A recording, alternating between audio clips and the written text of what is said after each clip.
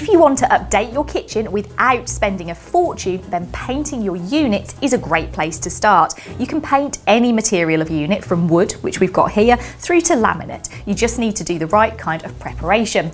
Essentially, it's a 3-stage process. Number 1, we clean. Number 2, we prep. And number 3, we paint. So we're going to use these wooden units here. And the first thing that's really important is getting your paint right. So you need to choose a paint and a primer that fit your material. I've got a wood primer, and then I've chosen an eggshell paint. You can use gloss, but it's harder to work with, especially if you're a beginner. You're more likely to leave brush marks in a gloss. So go for an eggshell, and it's a pretty fail-safe kind of paint to use. So let's get cleaning. I'm going to use this cupboard here, as I've taken the handles and the hinges off, ready to go.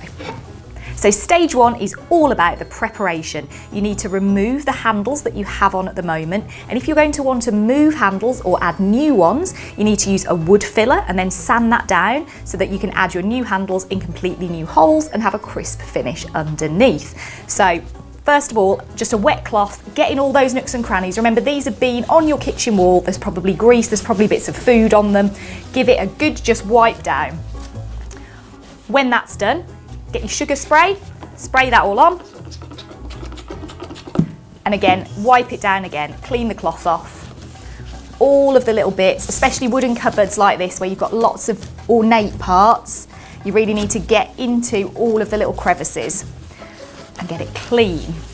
So once that sugar soap has dried, if you've got wooden units, it's really worth giving them a light sand. It doesn't take long to do, and it's going to ensure a really good finish. So I'm just going to rub this gently over the flat areas. I've already done into the nooks with a piece of sandpaper, and then back over with a clean cloth, just water on this, just to get rid of any dust that might be on the surface. So stage 2 is all about priming. If you skip this stage, you've got every chance that your more expensive paint isn't going to stick to the surface and you won't end up with a good finish. So don't go skipping it. What's really important is that you get the right kind of primer for the material that you're painting. I've got a wood primer here, but if you were painting laminate units, you'd need a melamine primer. And now I'm going to use a brush to get started because these are such ornate doors and we've got loads and loads of crevices to get in. Now with primer, you don't want it to be too thick. If you find it hasn't covered with one coat, you're almost better to have 2 coats of primer that are really light than have one thick gloopy coat. So with wood, it's really worth brushing in both directions to get into the wood grain, and you'll get a much better finish if you do that. I like to use a foam roller for the final coat of this, just to run over the top, and that just makes sure that your finish is really smooth. So there's our first coat of primer applied. As I said, better to go for thin coats and more of them than one thick coat. As you can see, this is nice and evenly coated. So what I would do now, leave it to dry. It says 2 to 4 hours on the tin of paint I've used, always check, but it's worth leaving it to the maximum amount just so that you get a really good finish. So now it's time for a cuppa. Now for the fun part, the painting. What I've done with this door is apply one coat and then I'm just lightly sanded down anywhere where I've got a little lump or something a bit uneven, and then giving it another wipe just to get rid of all of the dust. So now it's time for the second coat, and this should be enough, and then it should be ready to hang back in the kitchen.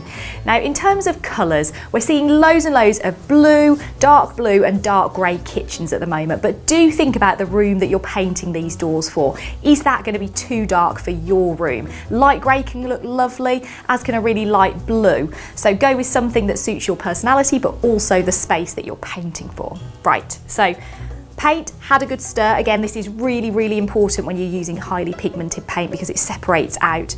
So I'm going to put it into my paint tray. And again, I'm going to start with the nooks and crannies using a brush. Again, thin coats, much better than thick coats. So once I've applied enough paint with the brush, really got in all the nooks and crannies, it's time to get the foam roller out. You hardly need any paint on this. It's more about just making sure you can't see any brush marks and that the finish is really nice and crisp. So there we go, that's the second coat finished off with the foam roller. Now the paint we're using takes about 12 hours to dry, so that means that you are going to be looking at probably 3 days at least to do your units. I'd suggest doing them in batches, maybe 5 at a time, and then putting these ones back on, taking the next 5 off, because it's unlikely you're going to have enough space to do all of the kitchen all at once. So in about 12 hours, the door will be dry, and then we can re-drill and attach these new handles. We've chosen a chrome colour, which really contrasts with the blue and will help to reflect light round. So there you have it. That's the easy-ish, low-cost way to refresh your kitchen.